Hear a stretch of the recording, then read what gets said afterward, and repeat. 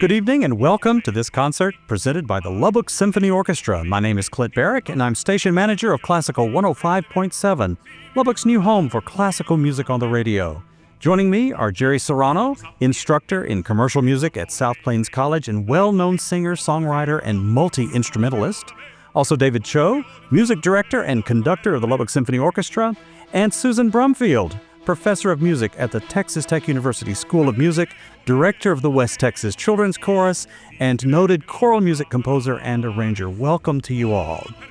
Jerry, we got to hear you perform as a special soloist earlier this evening in the foyer with your quartet. Tell us about you and that quartet that we heard. So I have a group called Alma Quartet that loves to perform jazz music, traditional jazz music, bossa nova music, my own original jazz music all over the area. Something that I think is special in this regard is Schulhoff being one of the first composers to really feature and have inspiration with jazz music.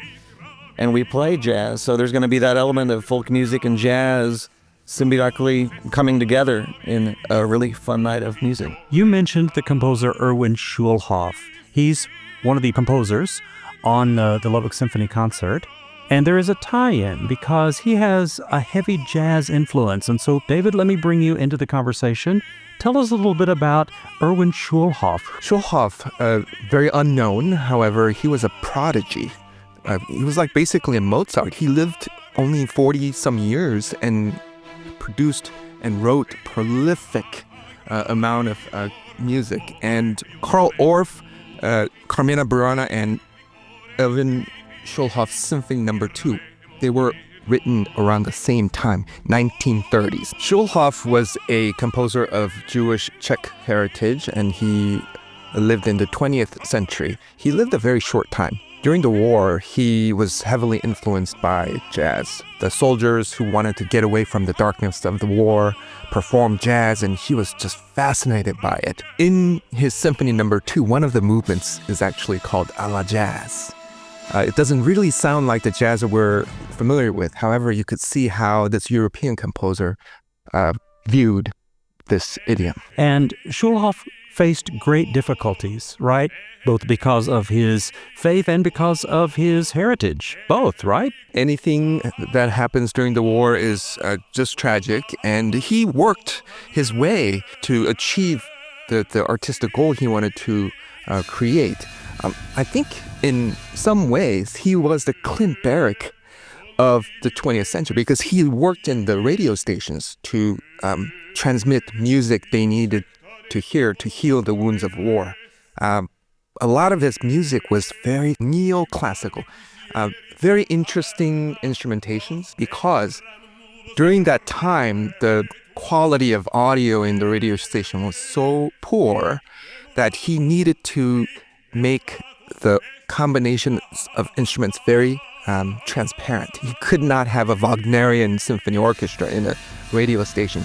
I really want the audience to pay attention to the interesting instrumentation. You will notice in one of the movements of the Schulhoff Symphony, a banjo is employed. And it's London Bridge is Falling Down, that round polyphony is very apparent, and yet you can imagine he wanted this music to be played in the radio station so the audience could hear clearly the round. Jerry, you mentioned that the piece that we're going to hear just after intermission is a piece that you've heard at a football game. Is that correct? That's right, and anyone who isn't familiar with Carmina Burana, yes, you are, because I guarantee you've heard it in many movies over the years and at football games during that very important third down. Are they going to convert or not? So Carmina Burana really is part of the popular culture. I understand even on TikTok there's a resurgence of Carmina Burana. David Cho, what is the connection with Carl Orff and popular culture? The text that was written by these random monks from the 13th century who, before going into the monastery, they wanted to express their enthusiasm for secular beliefs. That's a tasteful way of putting that. Yeah.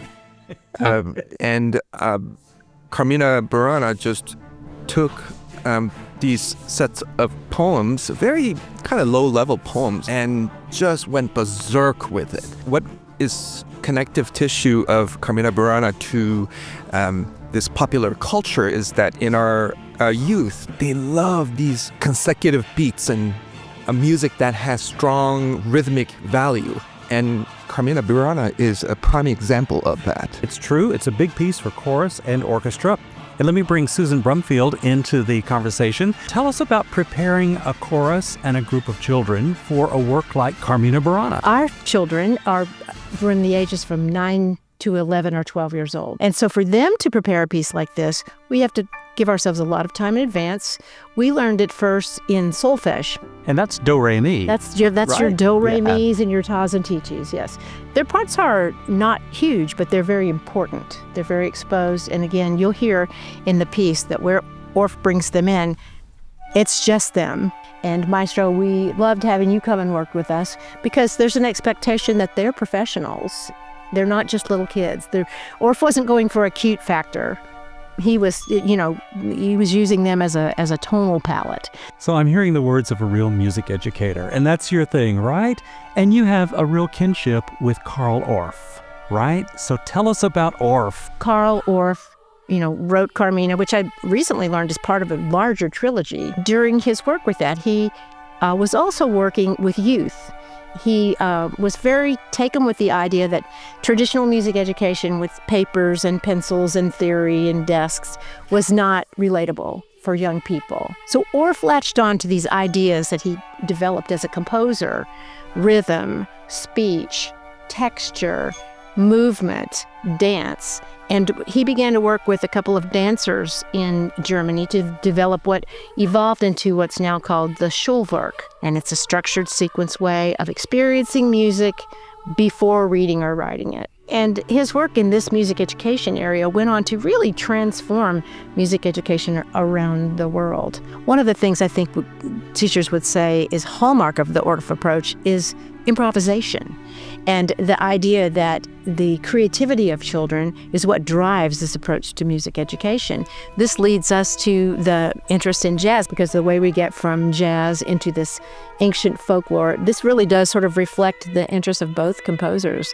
Have you had any experience with young people teaching jazz? I mean, you teach at South Plains. So before I was at South Plains, I taught kids. I taught at a Montessori school. And so we learned a lot of songs together, some of them about science and manners and learning states, but also we had fun with spontaneity and movement in music. So thank you, Orff. Absolutely. I had a great pleasure of witnessing Susan's work with the West Texas Children's Chorus. There was a very humorous portion of the rehearsal when Cooper, his voice had changed. So Susan whispered into my ear, "I think he'll just be tacit for this number." So tell us about the two movements that the children's chorus is involved. The Amor volat undique. Technically, the words are, I am bursting.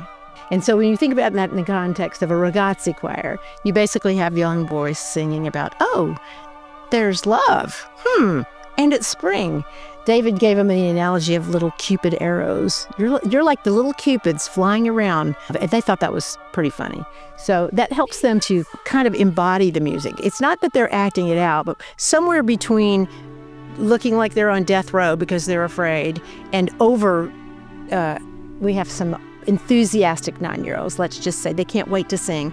They have to remember that they get to sing when David gives a cue instead of just when they're ready. David, one of the movements in Carmina Burana is actually sung by a high tenor who is, for all practical purposes, a swan. What is that all about? The text iterates the fact that, oh, I used to be this beautiful creature on the lake. Now I'm being roasted, about to be eaten. And the orchestration and the singing is very peculiar. Yeah. Right?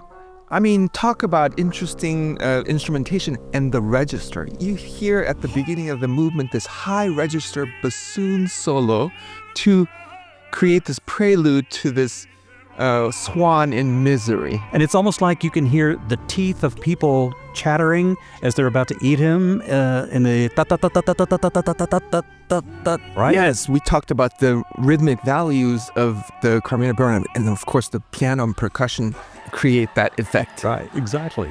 And we are going to break. It is intermission. at this Lubbock Symphony Orchestra concert. And be sure and come back to hear a complete performance of Carl Orff's Carmina Burana.